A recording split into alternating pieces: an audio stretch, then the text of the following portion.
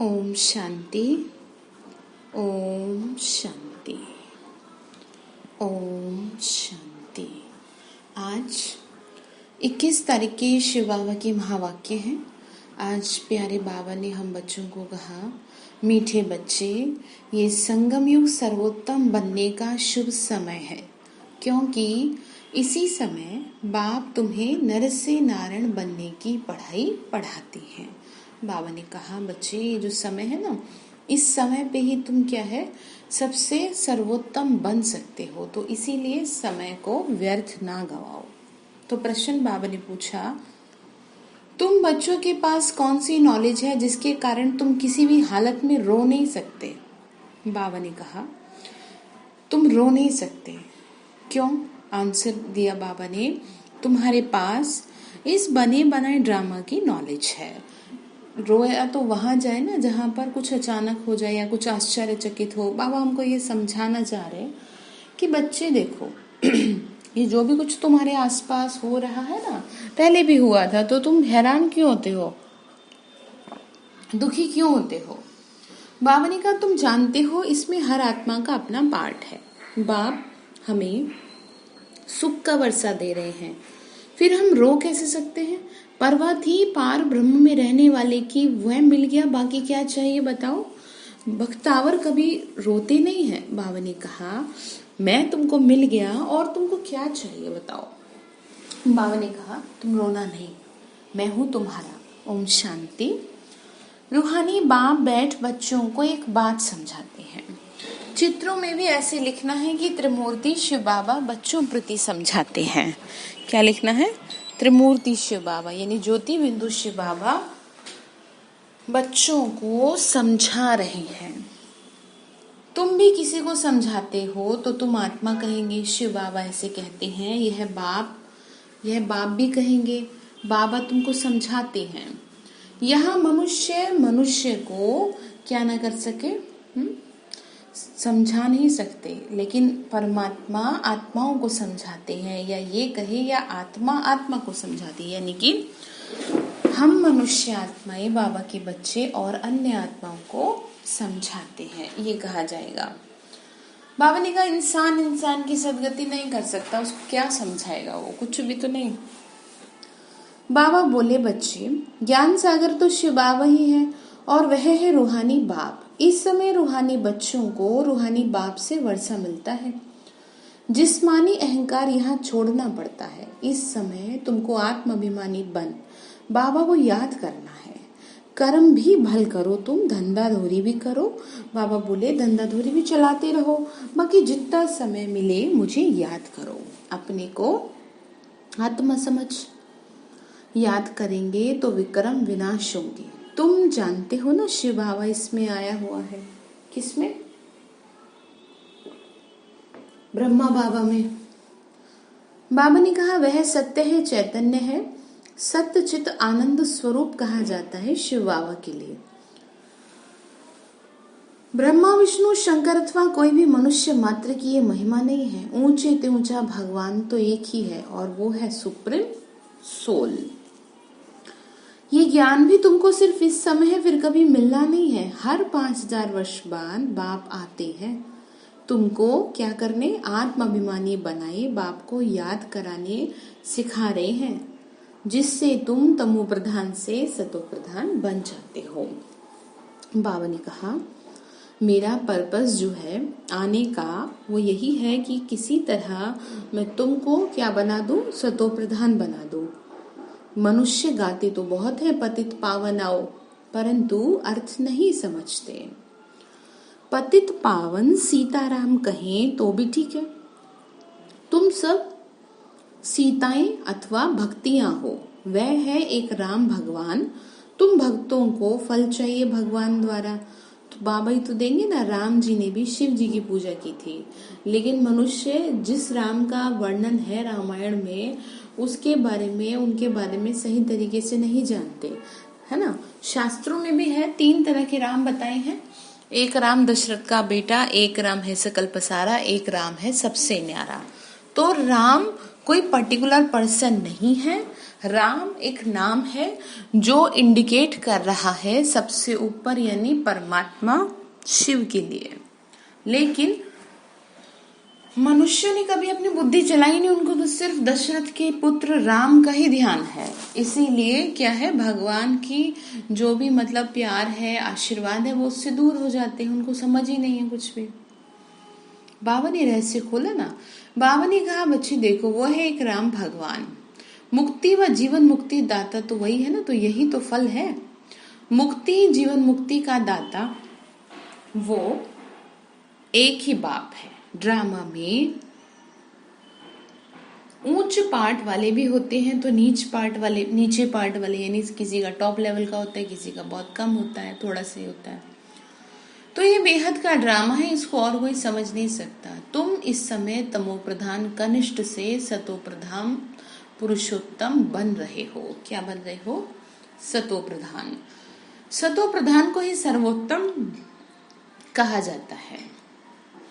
इस समय तुम सर्वोत्तम नहीं हो, बाप तुमको बना रहे हैं। ये ड्रामा का चक्र कैसे फिरता रहता है कोई नहीं जानता। बाबा ने कहा कलयुग सतयुग फिर होता है, कलयुग संगम युग फिर होता है सतयुग।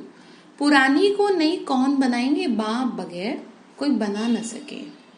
बाप ही संगम पर आकर पढ़ाते हैं। बाप ना सतयुग में आते और ना ही कलयुग में। बाबा कहते हैं मेरा पाठ ही है संगम पर, इसीलिए संगम युग को क्या कहते हैं? कल्याणकारी युग। ये है ऑस्पिशियस यानी बहुत उच्च शुभ समय संगम युग का। जबकि बाप आकर तुम बच्चों को क्या बना देते हैं? नर से नारायण बना देते हैं इस संगम युग पे। बाबा ने कहा देखो बच्चे, मनुष्य तो मनुष्य ही है, परंतु दैवी गुण वाले बन जाते हैं। मतलब क्या ये समझा रहे हैं कि जो देवता है वो है तो मनुष्य ही, लेकिन वो कैसे हो जाते हैं? दैवी गुणों वाले हो जाते हैं। बाबा ने कहा उनको कहा जाता है आदि सनातन देवी देवता धर्म। बाप कहते हैं मैं ये धर्म स्थापन करने आता हूँ, इसके लिए पवित्र जरूर बनना पड़े। पतित पावन तो एक बाबा ही है ना, बाकी सब है ब्राइड्स यानी भक्तियां। भगवान से प्यार करती है ना, उसको पाने की चाह रखती है, इसलिए कहा ब्राइड्स। पतित पावन सीताराम कहना भी ठीक है, परंतु पिछाड़ी मतलब लास्ट में जो फिर रघुपति राघव राजा राम कह देते हैं वो रॉन्ग है। बाबा समझा रहे हैं देखो, मनुष्य बगैर अर्थ जो आता है सो बोलते रहते हैं, बस धुन लगाते रहते हैं। यानी कि ठीक है, बस तोते की तरह बोलते रहते हैं, अर्थ नहीं समझते। इसीलिए कहा जाता है कि अगर आप भक्ति पूजा पाठ भी करते हैं ना तो अर्थ सहित करिए और सच्चे मन से प्यार से करिए, खाली फॉर्मेलिटी ना निभाएं। बाबा ने कहा तुम जानते हो ना चंद्रवंशी धर्म भी अब स्थापन हो रहा है। बाप आकर ब्राह्मण कुल स्थापन करते हैं, इसको डिनाइस्टी नहीं कहेंगे। बाबा ने क्या कहा? बाबा क्या कर रहे हैं? बाबा तो सतयुग की दुनिया की राजधानी स्थापन कर रहे हैं, ब्राह्मण कुल स्थापन कर रहे हैं, इसको थोड़ी ना डिनाइस्टी कहेंगे। ये परिवार है, यहाँ ना तुम पांडवों की ना कौरवों की राजाई है। बाबा ने कहा यहाँ किसी की राजाई नहीं है, यहाँ तो तुम पढ़ रहे हो। गीता जिसने पढ़ी होगी उनको ये बातें जल्दी समझ में आएंगी, क्योंकि गीता का सार ही है ये जो ज्ञान आपको सुनाया जा रहा है, ये वही ज्ञान है। बाबा बोले बच्चे देखो, गीता का भगवान कौन? वह कह देते हैं कृष्ण भगवान वाच। अब कृष्ण तो होगा सतयुग में। बाबा ने कहा देखो बच्चे, कृष्ण तो सतयुग में होगा।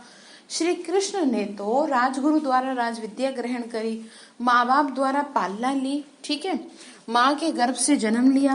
भगवान शिव थोड़ी किसी के गर्भ से जन्म लेते हैं।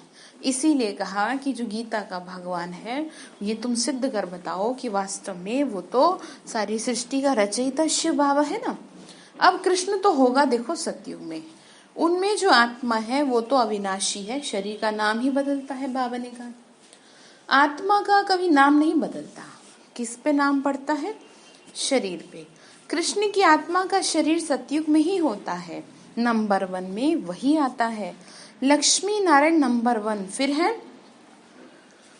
फिर उसके बाद सेकंड थर्ड बाकी की आत्माएं, तो उनके मार्क्स भी इतने कम होंगे। ये माला बनती है ना, बाबा ने समझाया है, रुंड माला भी होती है और रुद्र माला भी होती है। बाबा ने कहा विष्णु के गले में रुंड माला दिखाते हैं तो तुम बच्चे विष्णुपुरी के मालिक बनते हो नंबरवार।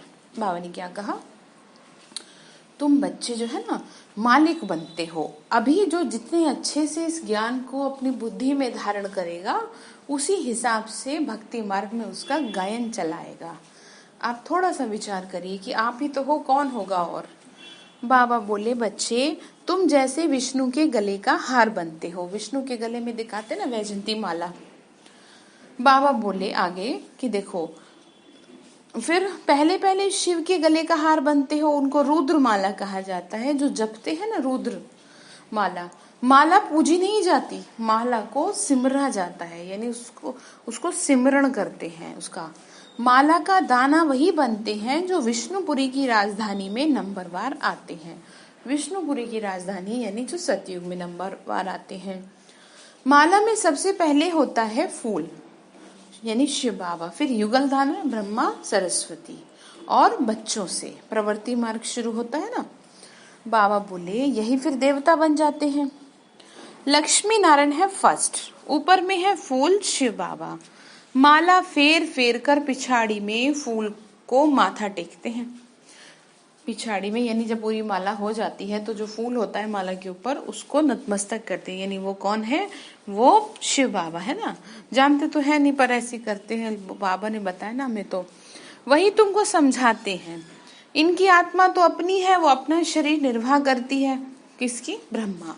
उनका काम है सिर्फ ज्ञान देना। जैसे कोई स्त्री व बाप आदि मरता है तो उनकी आत्मा को ब्राह्मण के तन में बुलाते हैं ना, आगे आती थी, अब वह कोई शरीर छोड़कर तो नहीं आती। पहले के टाइम में फिर भी आपने ऐसा सुना होगा, लेकिन बाबा ने कहा अब ऐसा कुछ नहीं है। ठीक है। बाबा बोले देखो ये भी ड्रामा में फिक्स है, ये सब है भक्ति मार्ग। वह आत्मा तो गई, जाके दूसरा शरीर लिया। बाबा ने क्या कहा, जिसका तुम कर रहे हो सब वो तो गई, दूसरा शरीर जाकर के लेंगी। ठीक है ना। कोई मरता है तो बाबा ने कहा कोई मरता है तो तुमको कोई चिंता नहीं। बाबा बोले कि देखो वो आत्मा तो गई, तुम बच्चों को ये सारा ज्ञान मिल रहा है ना, तो तुम किस बात की चिंता कर रहे हो, है बताओ। बाबा पूछ रहे हैं, बच्चे नहीं, तुम कैसे चिंता कर लेते हो। बाबा ने कहा अम्मा मरे तो भी हलवा खाना, शांत बहन का मिसाल है ना। अब इसका मतलब क्या है, इसका मतलब कोई ये नहीं है कि बैठ करके किसी की डेथ में हलवा बना के खाना है। इसका मतलब ये है, बाबा ने समझाया कि जिस आत्मा ने शरीर छोड़ दिया तो तुम ना क्या है उसको दुखी मत करो और याद करके, क्योंकि जब कोई शरीर छोड़ देता है और उसके जो सगे संबंधी होते हैं और अगर दुखी होते हैं तो उस आत्मा को जन्म लेना और भारी हो जाता है। वो परेशान होगी, जीते जीते उतनी थी या नहीं थी, लेकिन मरने के बाद वो आप जो भी उसके चाहने वाले हैं वो अगर रोते हैं ना, दुखी होते हैं, तो उसको दुख होता है। इसीलिए बाबा ने इस तरह समझाया, शब्दों पर ना जाए, बाबा के भावार्थ को समझे। बाबा ने कहा उसने तो जाके दूसरा शरीर लिया, रोने से लौट थोड़ी आएगी कि आप रो, बख्तावर थोड़ी ही रोते हैं। बाबा ने कहा तुम्हारे जैसा कोई है क्या। तो यहाँ सबका रोना बंद कराए समझाने लगी। तो वहां पर बाबा ने कहा एक बच्ची थी ना, शांता बहन के बारे में बाबा ने कहा कि वो क्या है, समझाने लगी। ऐसी बहुत बच्चियां जाके समझाती हैं रोना बंद करो, झूठे ब्राह्मण नहीं खिलाओ, हम सच्चे ब्राह्मणों को ले आते हैं। दुनिया में तो एक रस्म रिवाज चली आई है ना। फिर ज्ञान सुनने लग जाते हैं, समझते हैं ये बात तो ठीक है, क्योंकि आजकल तो ब्राह्मण रहे भी नहीं, बहुत कम है ऐसे। ज्ञान सुनते सुनते शांत हो जाते हैं 7 दिन के लिए। कोई भागवत आदि 7 दिन के लिए क्या कहा, कोई भागवत आदि रखते हैं तो भी मनुष्य के दुख दूर नहीं होते। बाबा ने कहा ये बच्चियां तो सबके दुख दूर कर देती हैं, तुम समझते हो, रोने की तो जरूरत ही नहीं है, ज्ञान दे देते हैं आपको। ये तो बना बनाया ड्रामा है, हर एक को अपना पार्ट बजाना है। बाबा ने कहा बहुत ध्यान से सुनिए, कोई भी हालत में रोना नहीं चाहिए। बाबा ने कहा रोता वो है जिसका कोई नहीं होता। बाबा बोले मैं तुम्हारा हूँ, तुमको किस बात का दुख है बताओ। बेहद का बाप, टीचर, गुरु मिला है जिसके लिए तुम इतना धक्का खाते रहते हो। दुनिया में ढूंढ रहे ना लोग। पार ब्रह्म में रहने वाला परमपिता परमात्मा मिल गया, बाकी क्या चाहिए? बाप देते ही है सुख का वर्षा, बताओ। तुम बाप को भूल जाते हो तब रोना पड़े। बाबा ने कहा रोना तुम्हारा कब होता है? जब तुम मुझे भूल जाओगे तो रोना ही पड़ेगा। फिर बाबा ने कहा मुझे याद रखोगे तो रोना नहीं पड़ेगा। रोना कोई अच्छी बात थोड़ी है। बाप को याद करेंगे तब खुशी होगी। ओहो, हम तो विश्व के मालिक बनते हैं। फिर 21 पीढ़ी कभी रोएंगे नहीं। 21 पीढ़ी अर्थात बुढ़ापे तक अकाली मृत्यु नहीं होती। तो अंदर में बाबा ने क्या कहा, अंदर में तुमको कितनी खुशी होनी चाहिए इस बात की। अंदर में तुमको खुशी होनी चाहिए कि तुमको जो है बाप मिला है, तो किस लिए रोना? तुम जानते हो हम माया पे जीत पाकर जगत जीत बनेंगे।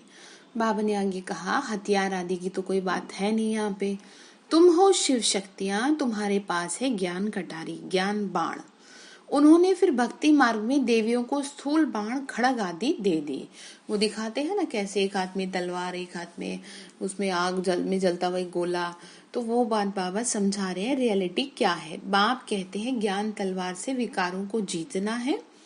बाकी देवियां कोई हिंसक थोड़ी होती है, ये तो सब भक्ति मार्ग है। साधु संत आदि है निवृत्ति मार्ग वाले, वह प्रवृत्ति मार्ग को मानते नहीं है। तुम तो सन्यास करते हो सारी पुरानी दुनिया का, पुराने शरीर का। अब बाप को याद करेंगे तो आत्मा पवित्र हो जाएगी, ज्ञान के संस्कार ले जाएंगे, उस अनुसार नई दुनिया में जन्म लेंगे। फिर बाबा ने कहा जिस तरह से ज्ञान के संस्कार होंगे, अगर यहाँ भी जन्म लेंगे तो कोई अच्छे घर में राजा के पास व रिलीजियस घर में वो संस्कार ले जाएंगे, सबको प्यारे लगेंगे। बाबा देखो समझा रहा है कि वो देवियों का जो किस तरह से आत्मा पवित्र बन जाती है। तो फिर अगर यही जन्म हो जाएगा भी तो इस तरह से होगा। फिर तो उस अनुसार नई दुनिया में फिर जन्म मिलेगा। बाबा ने कहा नहीं तो फिर इस तरह से मिलेगा, संस्कार के अकॉर्डिंग सबको प्यारे लगे, कहेंगे तो देवी है। जैसे छोटे बच्चे कई बड़े अच्छे लगते हैं, तो आत्मा पीछे के संस्कार को लेके ऐसे घर में जन्म लिया है। कृष्ण को कितनी कृष्ण की महिमा गाते हैं, छोटेपन में दिखाते हैं माखन चुराया, मटकी फोड़ी, ये किया, कितने कलंक लगाए। अच्छा फिर कृष्ण को सांवरा क्यों बनाया? वहां तो कृष्ण गोरा होगा ना, कहाँ पर? स्वर्ग में। फिर शरीर बदलता रहता है, नाम भी बदलता है। श्री कृष्ण तो सतयुग का पहला प्रिंस था, उनको क्यों सांवरा बनाया कभी कोई बता नहीं सकेंगे। बाबा ने कहा वहां सांप आदि होते नहीं जो काला बना दे, कि जो डस लिया तो कोई सांप बना दिया, वो कहते ना, उसमें दिखाते भी है शेषनाग पर। तो बाबा ने कहा बच्चे तुम अब देवी संप्रदाय बनने वाले हो। देवी संप्रदाय के इस ब्राह्मण संप्रदाय का किसी को भी पता नहीं। पहले पहले तो बाप ब्रह्मा द्वारा ब्राह्मणों को अडॉप्ट करते हैं, ठीक है। प्रजापिता है तो उनकी प्रजा भी ढेर की ढेर है। ब्रह्मा की बेटी सरस्वती है, स्त्री तो है नहीं, ये बात किसी को भी पता नहीं है। प्रजापिता ब्रह्मा के तो है मुख वंशावली, स्त्री की तो बात ही नहीं यहाँ पे। इनमें बाप प्रवेश कर कहते हैं तुम हमारे बच्चे हो। शिव बाबा प्रवेश करते हैं ना, मैंने इनका नाम ब्रह्मा रखा है। जो भी बच्चे बने सबका नाम बदली हुआ था, शुरू में हुआ भी था, अभी नहीं होते। तुम बच्चे भी माया पर जीत पाते हो, इसको कहा जाता है हार और जीत का खेल। बाप कितना सौदा कराते हैं, फिर भी माया हरा देती है तो भाग जाते हैं। बाबा ने कहा मैं कितना अच्छे से तुमको तैयार करता हूँ, फिर तुम हार जाते हो और छोड़ के चले जाते हो। 5 विकारों रूपी माया हराती है। जिनमें 5 विकार है उनको ही आसुरी संप्रदाय कहा जाता है। मंदिर में देवियों के आगे जाकर क्या करते हैं? महिमा गाते हैं, आप सर्वगुण संपन्न हो। बाप तुम बच्चों को समझाते हैं तुम ही पूज्य देवता थे, और फिर 63 जन्म तुम पुजारी बने, अब फिर पूज्य बनते हो। बाप पूज्य बनाते हैं, रावण पुजारी बनाते हैं। बाबा ने कहा ये बातें कोई शास्त्रों में नहीं है, बाप कोई शास्त्र थोड़ी पढ़ा हुआ है, ये तो है ही ज्ञान का सागर। वर्ल्ड ऑलमाइटी अथॉरिटी है ना, बाबा ने कहा ऑलमाइटी यानी सर्वशक्तिवान। बाबा कहते हैं मैं सभी वेदों शास्त्रों आदि का तुमको सुनाता हूँ, मैं जानता हूँ तो सुनाता हूँ ना। तो ये सब तो भक्ति मार्ग है, ये जो वेद शास्त्र आदि हैं सामग्री है। द्वापर से ही तुम पुजारी बनते हो, सतयुग त्रेता में तो पूजा होती नहीं, वह है पूज्य घराना, फिर होता है पुजारी घराना। बाबा ने कहा वहां पे कोई पूजा पाठ की देखो ऐसी कोई जरूरत ही नहीं है। बाबा ने कहा बच्चे, पूज्य पुजारी यह तुम्हारे ऊपर ही खेल रहता है। देखो समझना है, ये जो खेल चलता है बाबा ने कहा तुम्हारे ऊपर ही चलता है ये खेल। 84 जन्मों की कहानी बताते हैं पूज्य पुजारी। हिंदू धर्म कह देते हैं, वास्तव में भारत में आदि सनातन देवी देवता धर्म था, ना कि हिंदू। कितनी समझानी पड़ती है बाबा ने कहा बातें।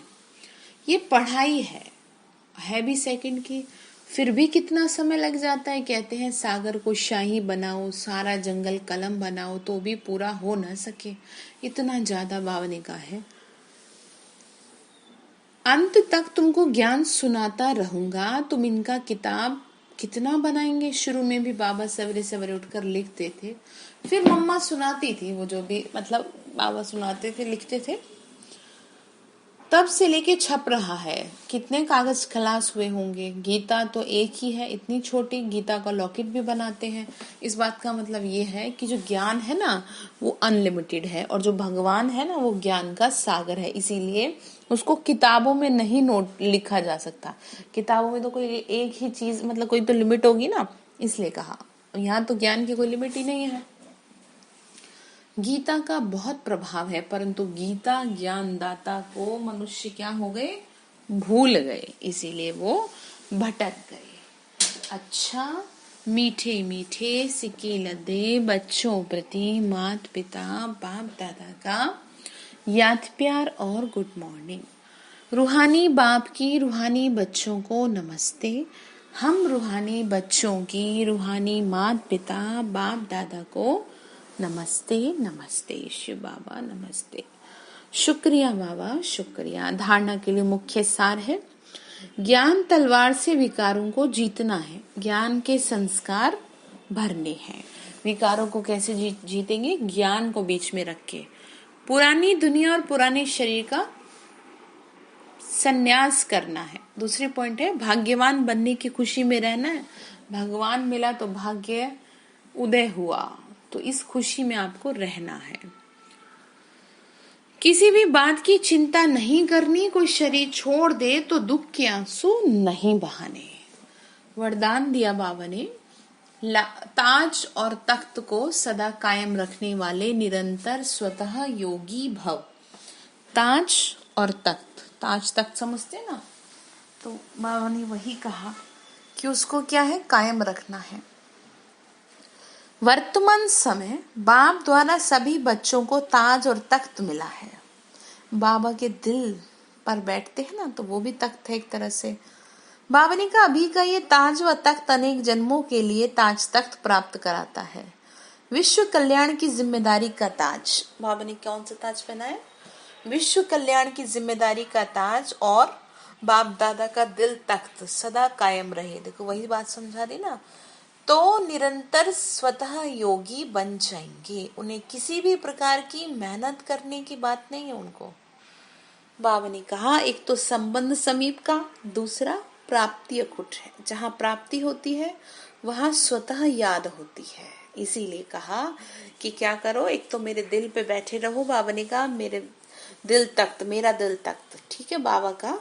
और फिर क्या कहा, विश्व कल्याण की जिम्मेदारी, तो अपने आप आपका बाबा से बुद्धि जुटी रहेगी, मेहनत ही नहीं करनी पड़ेगी। स्लोगन है प्लान बुद्धि से, यानी बिल्कुल जो प्लान बुद्धि से, प्लान यानी जो भी आप करना चाह रहे हैं उसको प्रैक्टिकल मिलाओ तो सफलता समाई हुई है। यानी बुद्धि की लाइन को क्लियर करके कोई काम करो तो सफलता मिलेगी। प्लेन बुद्धि से प्लान को प्रैक्टिकल मिलाओ तो सफलता समाई हुई है। ठीक है, तो आज बाबा ने हम बच्चों को काम क्या दिया है। बाबा ने कहा बच्चे इस समय को बिल्कुल भी वेस्ट ना करो, यही समय है तुम्हारे को सर्वोत्तम बनाने का। ओम शांति।